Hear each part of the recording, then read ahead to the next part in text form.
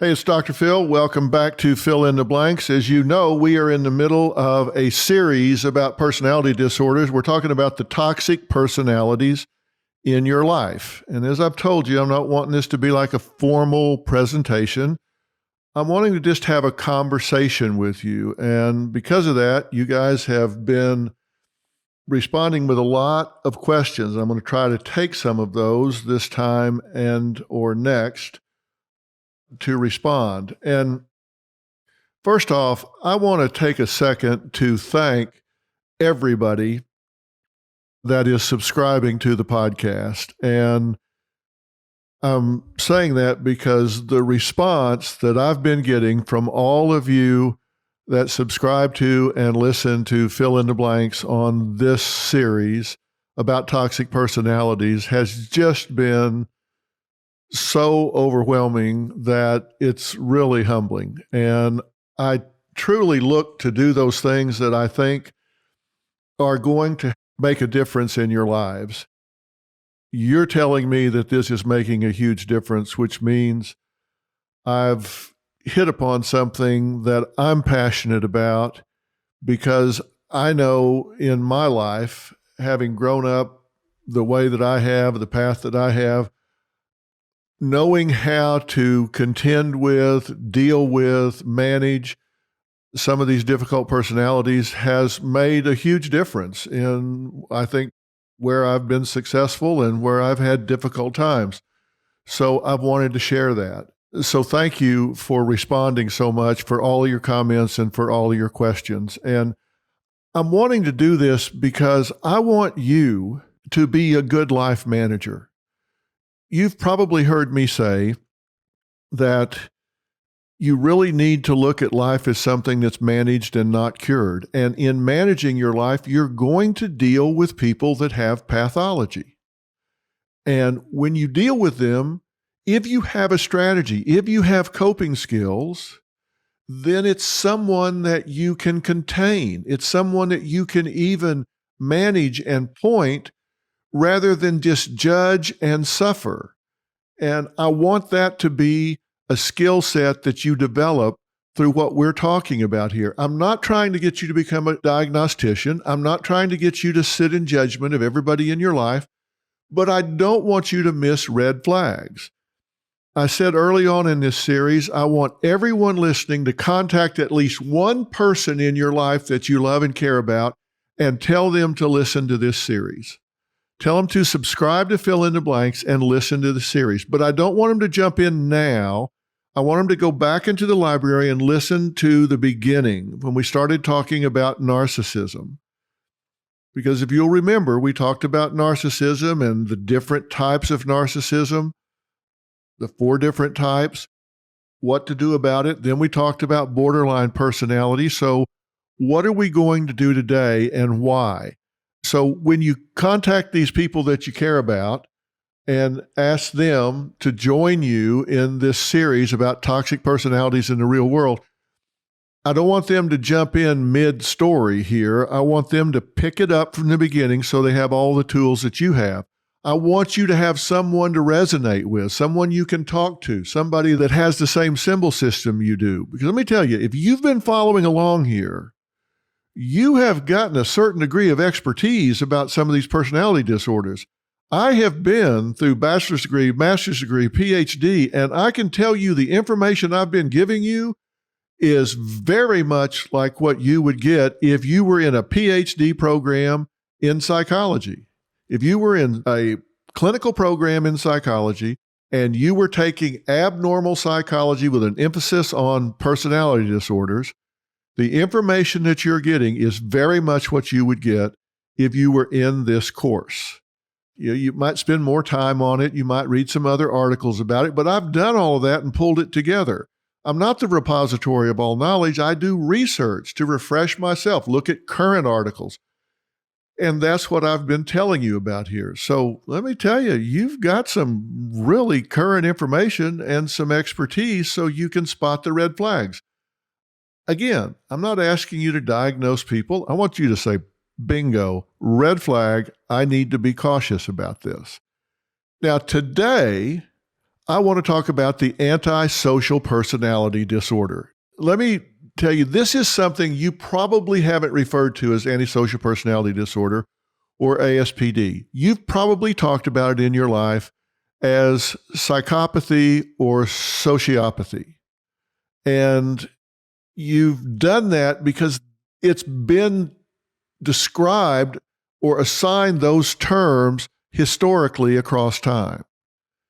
We've said, that guy's a psychopath. And that's still used in common parlance. And that's okay. Look, I told you I'm not big into labels other than it helps us to know that we're treating the right thing.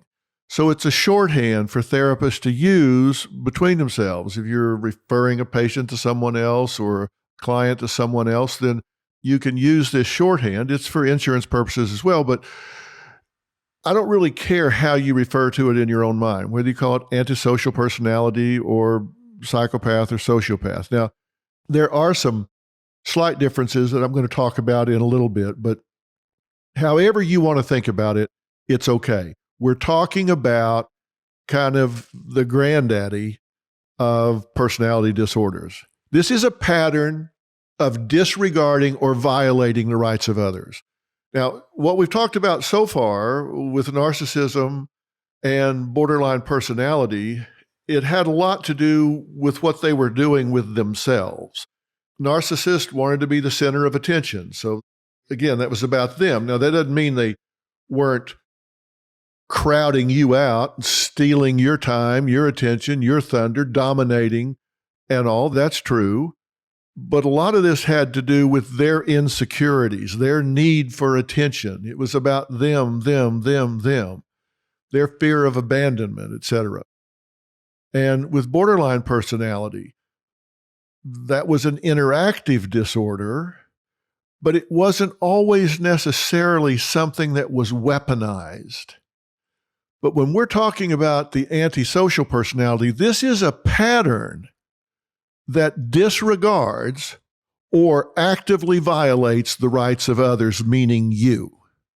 If you're in a relationship with somebody that has this disorder, they're either completely ignoring your rights or they're actively violating them. Now, these people may not conform to social norms. They don't follow rules. And they may not be formal rules. They could be what we call mores and folkways, just kind of the way the group functions. Maybe it's a work group or a class or a family or a neighborhood that doesn't necessarily have printed written rules, but there are what we call mores and folkways. It's just the general way the group functions. They don't adhere to that. They may not conform to social norms. They may repeatedly lie or deceive others, or they may act impulsively. Now, this pattern, as I say, has been referred to in a lot of different ways, but it always has those characteristics. And it doesn't always have every one of them every time, but you'll see those things popping up time and again. And listen, this is something that may or may not be diagnosed. I think it is way underdiagnosed. The estimate is we've got about 3.6% of the population that has this diagnosis, but I believe that it is way underdiagnosed because these people don't present for treatment. The way they get to treatment is a lot of times the court refers them, or it's in couples therapy because their partner has had enough. So the estimate is 3.6% of the population, but I think that is way underestimated because they just don't show up in the therapy system. Now, this usually starts early in life. This isn't something where somebody's usually just fine until they're 35 or 40. No. This shows up early in life. And as I say, in the general population, some estimates say that it's as low as maybe 0.2% of the population, as high as 3.3, 3.4, whatever. But I'm telling you, I believe it's a lot more than that because they just don't turn themselves in. This occurs way more in men than it does in women. A lot. That testosterone gets to flowing, and these men, it just shows up like 6, 7 times more in men than it does in women. And it is way overrepresented in the prison population. Why? Because these people don't follow rules. They don't respect authority. They come into conflict with authority. They're going to come into conflict when they're young with the authorities at school, with their parents, with coaches, scout leaders, whoever. They just come into conflict with authority on a regular basis. And as they get older, their ability to create bad problems, to create conflict of gravity that has more dire consequences just goes up. So they're overrepresented in the jail and prison population because now the authority they're coming into conflict with are the police. So they don't follow traffic rules. They have a suspended license. They don't care.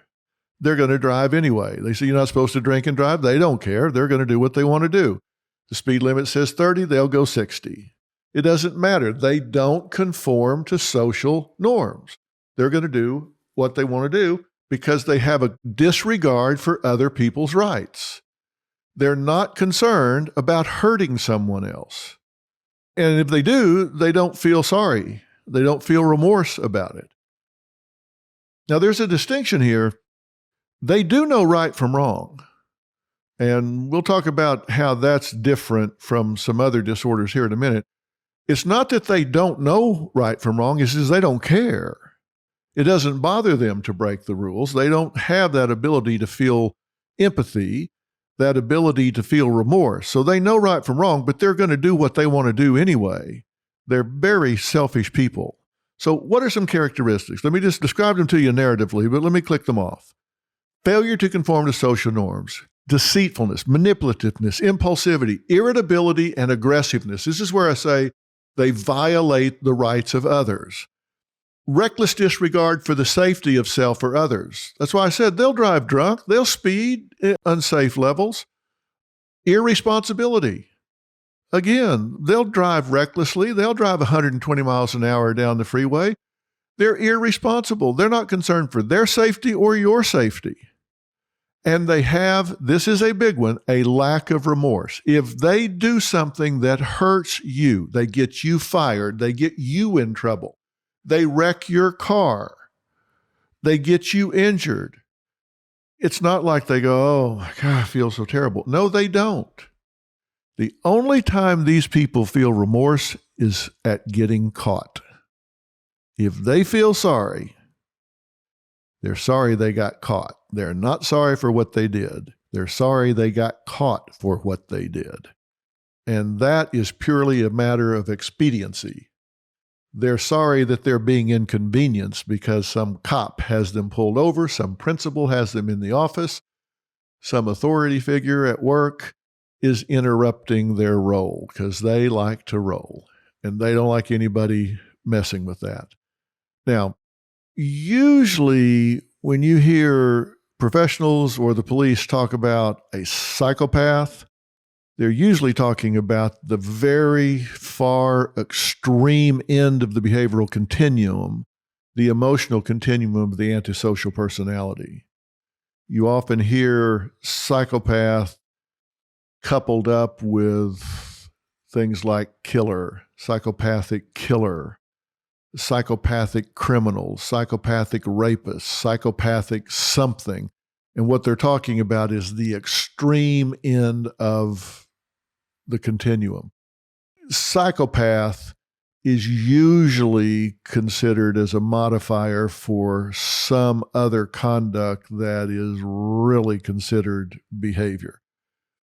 So psychopathy shares similar traits with the antisocial personality disorder, but it's considered to be really, really extreme. Now, why does this happen? Like a lot of things, we really can't point to and say, connect these dots and we'll tell you that you're going to wind up with a psychopath.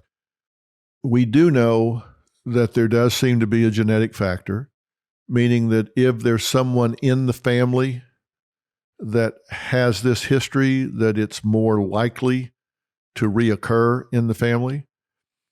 Environmental factors can influence this. If this has been role modeled by someone in the family, if there are environmental conditions where this kind of behavior is rewarded or at least not punished or rewards withheld, it's likely to occur. And it can occur pursuant to traumatic brain injuries where parts of the brain where impulse control is generally asserted is just simply not in control anymore because the behavior inhibition is just not there. So you may see this as early as childhood. And how is it going to express then? Well, you're going to see fire setting because they don't have impulse control. You may see cruelty to animals because they don't have the ability or the opportunity or the guts to be cruel to peers or adults. So you'll see cruelty to small animals that can't really fight back. And again, as I say, you'll see conflict with authority at every level of their life. As I said, they often have legal problems because they don't follow the rules and they violate other people's rights. And that gets them called out. That gets them in trouble. And they tend to act out impulsively. And when I say impulsively, they don't sit there and think, okay, if I do A, B could happen. Let me weigh that out. No, they don't do that. They don't say, if I drive down this road at twice the speed limit, a child could come out of a driveway and I wouldn't be able to stop. They don't think that. They just think it's fun to go fast, so off they go. They don't think about the consequences of their actions. You've heard me say many times, you choose the behavior, you choose the consequences. They don't even think about consequences. They just choose the behavior. Now, you're going to see these people display a lot of irritability. Their tolerance levels, the threshold for them flying off the handle, for them getting angry, for them blowing up and losing their temper is very low. Their distress tolerance is not good. They're kind of hair-triggered. So you're going to see a lot of aggressiveness, a lot of irritability. And as a result, they tend to get into a lot of physical confrontations. They have real difficulty putting themselves in someone else's shoes. So, I hear parents a lot of times talking to children that are on a path to antisocial behavior, and they'll say to the child, now, come here, stand right here. How do you think that made him feel? We get a blank stare because the child has no idea. So they just look at the parent like, I don't know. Well, you just stand here till you think about it. Well, you need to go get him some water and a diaper because he's going to be there a long time because he doesn't know. And it's like asking him to get taller. If you ask someone of this orientation to give you an empathetic answer, to stand in another person's shoes and tell you how they feel, you might as well be asking them to get taller. You can stand there till the cows come home. They cannot give you an answer. They do not know. They often have poor or abusive relationships with others because of just that reason. They don't think this is going to hurt their feelings, so they behave in a way that hurts the other person's feelings. Because they don't know that, hey, this is going to really make them feel bad. And I get that, and I don't want to create that. They don't think that. So they just vent. It's cathartic for them. They just let go without consideration for how it makes other people feel.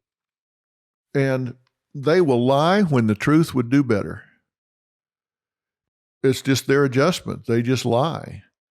And they don't even think about lying. And let's take just a minute here to talk about why people lie. And there are several reasons. They lie to take what is not rightfully theirs. And this type personality disorder will do that. They will lie to take what is not rightfully, take credit for something, claim a reward that is not theirs. They'll lie to get something that they're not entitled to. They lie to escape accountability. That's one of the big reasons people lie. Like, oh, I didn't do it. No, it wasn't me.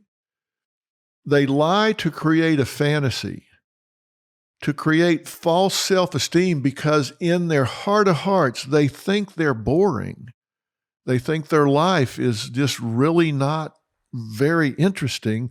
So they create this fantasy, which ties into 1 and 2. They don't want to be accountable for doing mundane work, and they want to take credit for things they didn't earn. So they'll take credit for some heroic act. They'll take credit for solving some problem, which is, they want to get admiration. They want to get attention. They lie to avoid punishment. They lie to inflict pain on others. They lie to feel better in the moment. They will steal admiration. They will let you believe they did something knowing that it's going to be found out, but in the moment, they get admiration and they feed off of that. And they'll lie to gain advantage over other people. They'll lie to get an edge, to get some advantage that they can lord over other people. Do they feel bad about that they cheated? No. To them, there is no cheating. It's just, hey, you do what it takes to get ahead. It's not cheating. It's just part of the game. There's not a matter of honor and integrity for them. It just is what it is. Now, look, if you have a child with a conduct disorder, you've been to the pediatrician and they say, look, there's a conduct disorder here, then this could grow up into an antisocial personality. And you've heard so many times, early detection and early intervention in any disorder, any disease is good. So if you're seeing a child that behaves in this way, the sooner you intervene, the better off you are. So don't ignore this thinking they're going to grow out of it, because they're not going to grow out of it. And they're a lot easier to manage at 40 pounds and 5 years old than they are at 140 and 14. So you're better off to deal with it as soon as you can. Now, why am I talking about this now? And why did I do this in this order? Well, because this particular disorder, antisocial personality, has components of the borderline personality and the narcissistic personality disorder. Think about the things that I just said describing the antisocial personality: deceitful, manipulative, impulsive, reckless. You've heard a lot of those things in the borderline personality.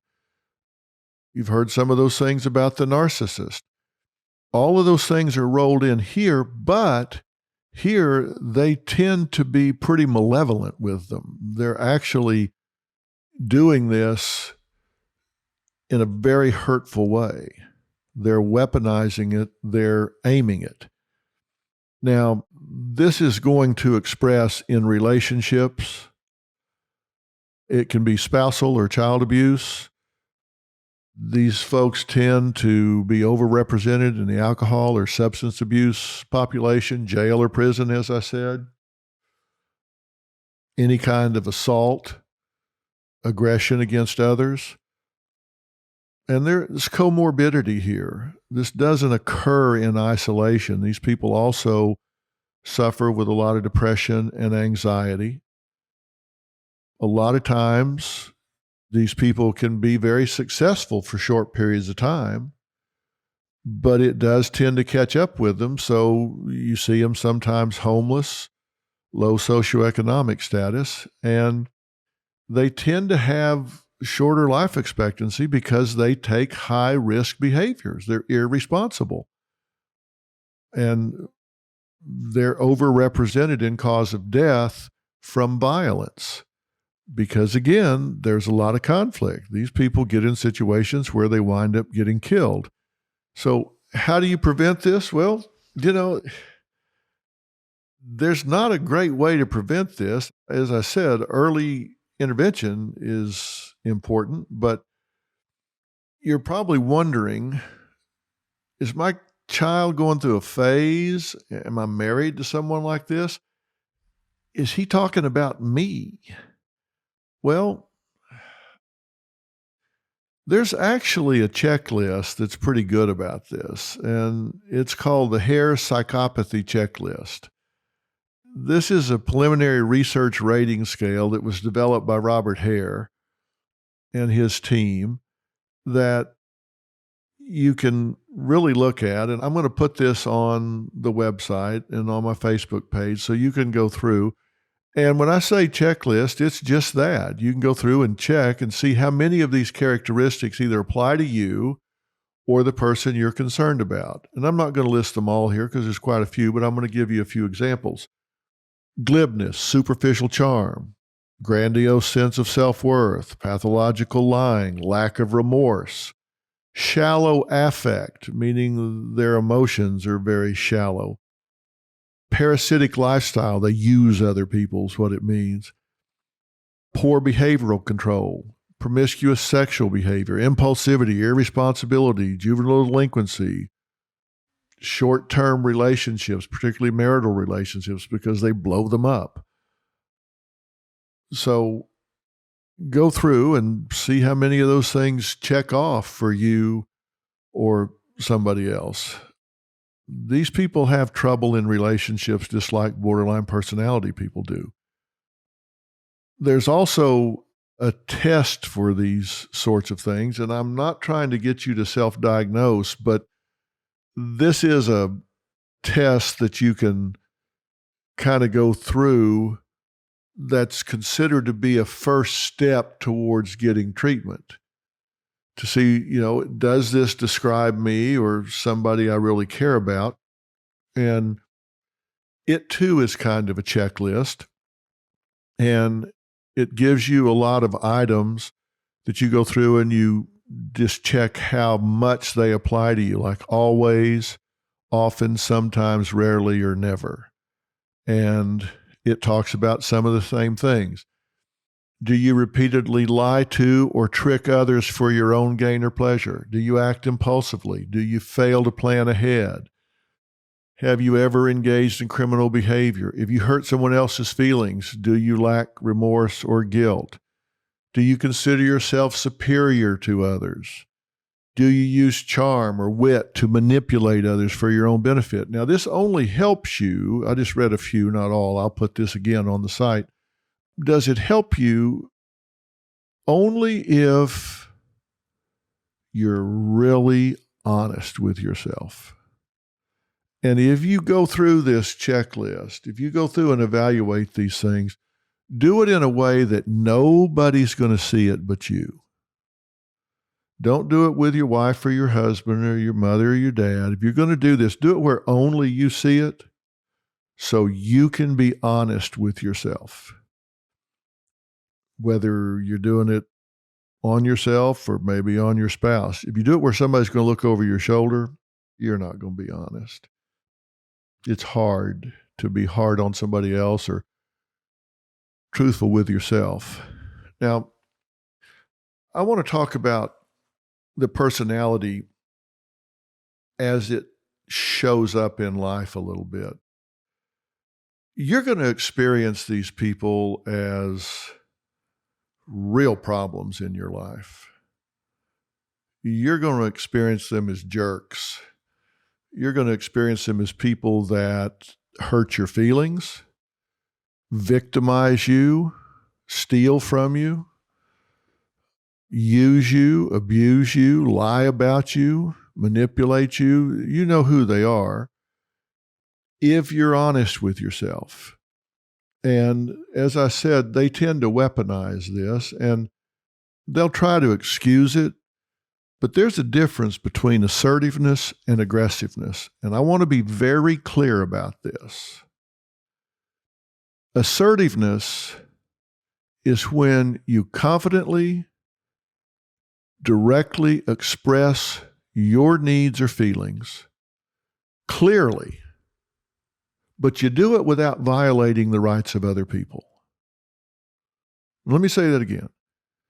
You confidently, directly express your needs or feelings very clearly, but you do it without violating the needs or rights of somebody else. Now, aggression is when you are forceful, destructively hostile, you are attacking in your behavior, and it threatens the rights of other people. Those are not the same thing. So let me read some of these descriptors. Assertiveness is confident, it's self-assured, it's direct, it's clear, it's positive, but it respects the rights of other people. Aggression is forceful, hostile, attacking, destructive, threatening, and violates the rights of other people. Now, think about that. You can be assertive by saying, look, I'm not comfortable with what's going on here, and I'm not going to choose for you. You do what you feel like you need to do, and I'll do what I feel like I need to do. I'm not going to try to control you, but I'm exercising my independent right to withdraw from this situation. So I'm going to excuse myself and let you make up your own mind about what you're going to do. So I'll see you or talk to you another time. So excuse me, and I'm going to say goodnight. Okay, you're being very clear. I'm not okay with this. Not trying to tell you what to do, but I'm telling you what I'm going to do. I'm not asking you, I'm telling you. I'm being very confident, being very self-assured. I'm being very direct. I'm leaving. Okay? I'm not ambiguous about this. I'm being very clear, and I'm being positive. You do what you want to do. I get that that's your right, and I respect that right. I'm not trying to control you. Do what you want to do. I'm going to say goodnight. That's assertive. That's your right. You have the right to do what you want to do when you want to do it because you are a free-thinking, intelligent individual. That's an assertive thing to do. Now, an aggressive thing to do that would have the same goal of getting out of the situation would be forceful, hostile, and attacking, where you would say, hey, let me tell you something. I'm not putting up with your crap anymore. You're wrong. You shouldn't have me here. You shouldn't be here. I'm not taking this from you anymore. You're an idiot for bringing me here. I'm not going to put up with this. And if you ever do this to me again, you're going to see the end of me. You need to understand that. And you're either coming with me or we're done. Okay, now, you've gotten very aggressive here. You're forceful and hostile. You've attacked them. You've called them an idiot. You've threatened them. You're not ever going to see them again if they don't do what you want them to do. You've threatened the future of the relationship. You've just put everything, the relationship on the line, which is very manipulative. You're doing this probably in public, so you're just stepping all over them.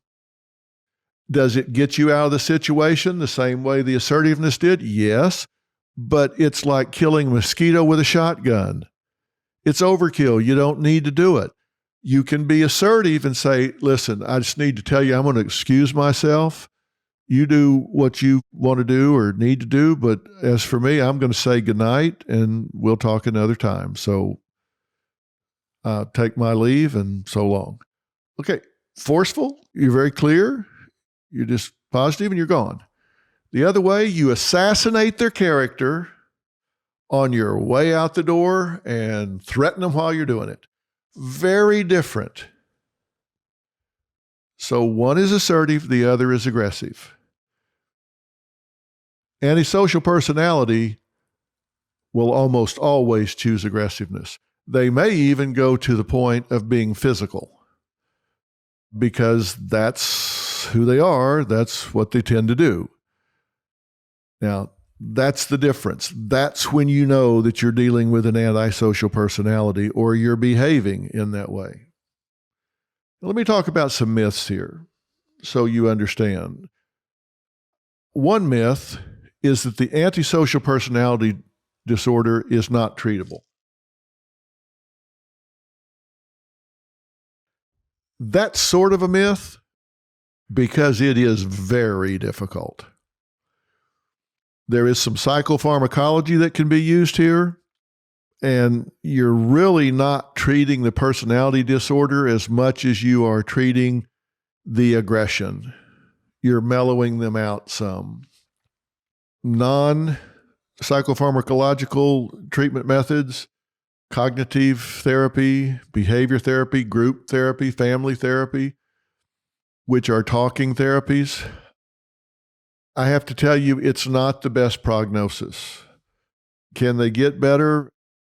Anything's possible, and they can get better with time, but compared to treating someone that's highly motivated, like let's say they have a phobia, the prognosis for treating a phobia, an irrational fear that's been attached to some object or situation, prognosis is excellent.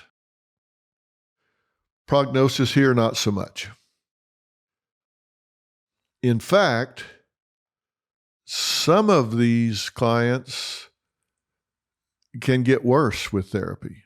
Why? Because the therapist, in an effort to coach and improve the conduct of the antisocial personality disorder, will model for them what empathetic behavior looks like. They'll teach them how to reflect feeling, how to reflect appropriate emotions.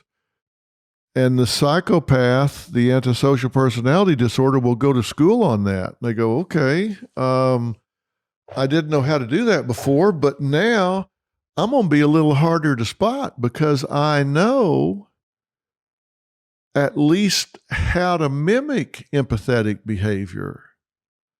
So I can hide in plain sight now because somebody's taught me how I'm supposed to behave. Now, they may not know anything beyond what you've modeled for them, but that can cause them to be a little harder to detect. And let me show you how this works. Somebody that has the capacity for empathy, someone might come in and they're 15 minutes late for work and they say, hey, sorry I'm late, but as I was leaving the house, my dog got out of the gate and ran into the street and it got run over and killed. Well, a normally functioning, healthily functioning individual will do what we call empathetically reflecting feeling. So they're likely to say something like, oh my gosh, you must feel terrible. Here, sit down for a minute and then talk to me. I'm so sorry. And they're thinking how they would feel in that situation. And so they comfort the person. They're sympathetic, but they're also empathetic. They can relate to how the person must be feeling. And so they'll say things like that. Oh, you just must feel terrible. I am so sorry. And, they might inquire, were you alone? Did you have to deal with this by yourself? Oh my gosh, that's terrible. A psychopath, someone with an antisocial personality, doesn't know how to relate at that level. They don't understand intimacy. They don't understand empathy. So what they're going to do is reflect content, not feeling. So the same person would come in and say, sorry, I'm late. I was backing out. Gate was open. Dog ran the street, got run over and killed. The antisocial personality disorders say, really, what kind of dog? Chihuahua. That's too bad. They don't know how to put themselves in that person's shoes and reflect feeling. All they know how to do is reflect content. Oh, dog got run over. What kind of dog? Kill it outright? Did it squeal? That's all they know how to do is reflect content, not feeling. And so if they get into therapy and the therapist does what I just did, which was to model how an empathetic person would relate, they go, oh, okay, I got that now. If somebody suffers a loss, a key phrase is, oh, you must feel terrible. Have a seat. Tell me about, were you alone? They go, okay, I got that. I got that. So now something like that happens. They do that. And if that carries the moment, the person that suffered the loss might walk away and say, oh, he was so kind. He was so warm. It was really nice. And that would cloak the fact that he was not genuine because he was taught some skills to hide that. So do they get better? They can, but the prognosis is not great, and sometimes they get worse. Myth number 2, antisocial personality disorder and avoidant personality disorder are the same. No, they're not. They're not the same at all. They're very different. A person with antisocial personality disorder has trouble with relationships because, as I just said, they can't relate at a feeling level. The person with the avoidant personality disorder, which we haven't talked about yet, they avoid intimacy because they're just certain that they're going to be judged and rejected. So they don't want to put themselves in that situation because they fear that it's going to go badly. So the antisocial personality doesn't know how to get close or be intimate. The avoidant personality doesn't get close enough to even be in that situation because they know they will fail. Myth number 3, antisocial personality disorder is an excuse for poor behavior. No, it is not. These people know right from wrong. You know, one of the things that I had to deal with in court work was sometimes helping the court to decide if the behavior that the court or the jury had to sit in judgment of was an irresistible impulse or an impulse not resisted. Was it an irresistible impulse or an impulse not resisted?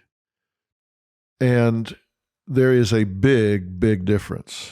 An irresistible impulse means the person was out of control and had no choice, like blackout anger. An impulse not resisted is they just had an impulse and made the choice not to resist it. Antisocial personality disorders know the difference between right and wrong, and they just don't care. They don't have the ability to predict how the person's going to feel that they're victimizing. They don't have the capacity to feel remorse, so they just don't care. They'll choose to go ahead. They know the difference. They just go ahead. Now, again, these are people that can be very charming. They can get close to you. Short term, they can come across as really confident. A lot of con men have antisocial personality disorder. They come across as very confident. You know, we forget that con man is short for confidence man. They instill confidence in others because they come across very confidently. There's a fake charm. There's manipulativeness. There's a dishonesty, but they hide it. They are ruthless. And the more you get out on the ends of the continuum towards this really cold-blooded psychopaths, the worse it gets. Now, why am I telling you all of this? Because these are dangerous people. They will charm the pants off everybody in the room. They disregard your feelings. And when you look at them, once I've gotten you sensitized to this, where you look for these red flags, you'll look at them and say, they don't even believe what they're saying.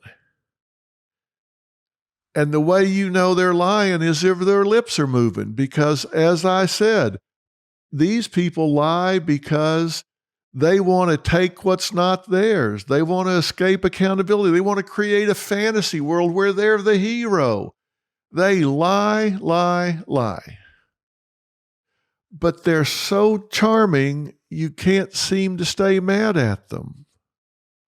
They love bomb you. They'll come on so strong. They love, love, love, love, love you. Tell you what you want to hear. And before you know it, they're gaslighting you. And you're getting blamed for their faults, and they're spending your money and driving your car and eating your food and staying in your apartment. And they're doing it while you're off going to work. And here is a clue. This is a big giveaway. Listen and see if they are bragging to you about how they have conned, manipulated, or gotten even with somebody they were in a relationship with before you. Now, hear what I just said. Think about it. Are they bragging about how they outsmarted, victimized, or exploited somebody in a relationship before you? How they really put the pants on somebody before you, how they conned somebody out of their money, how they pulled the wool over their eyes, how they got the advantage, the upper hand, and really came out the winner in a relationship before you. They don't have the ability to understand that you would be sitting there thinking, wait a minute, is he going to be saying that about me with somebody else a month from now? They don't see that. But I want you to see it. Because if they will do it with you, they will do it to you. Don't think for a second that you're the one that's going to change them. Now, there might be somebody in this world that is so great and so inspirational that it's going to change them forevermore. Assume that is not you, because it is not you.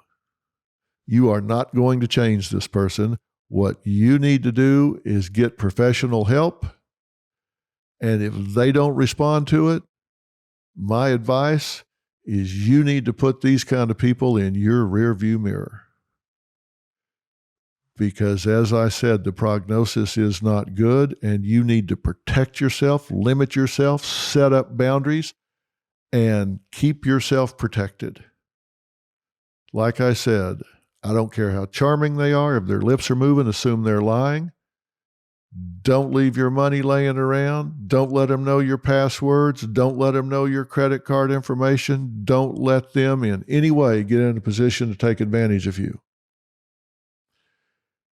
Now, I said I was going to answer your questions, and I'm going to do that, but I'm going to do it in our next session. And let me tell you what I'm going to do in our next session.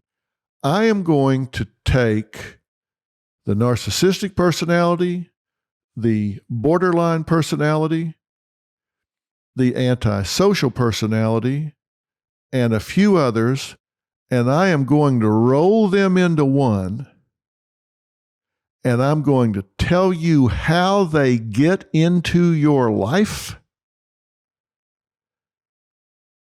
how they exploit you, and what you can do to inoculate yourself, to put a force field around yourself. And then I'm going to give you the strategy you need to be a winner, even in a world where you have toxic personalities swirling all around you. because there is a winning strategy. Even if you realize there are sharks in the water, I don't see the world as a negative place. I don't see the world as a necessarily hurtful place. I see the world for what it is. There are some good people out there. There are some bad people out there. But there is a strategy that you can use to A, protect yourself, and B, come out a winner. And as we're coming to the end of this year, I want you to have a strategy. I want you to know that you're not a victim. I want you to know that there is a plan that you can execute. The next sessions that we're going to spend together may be the most important sessions we have ever had. I will see you. You will hear me next Tuesday. So long.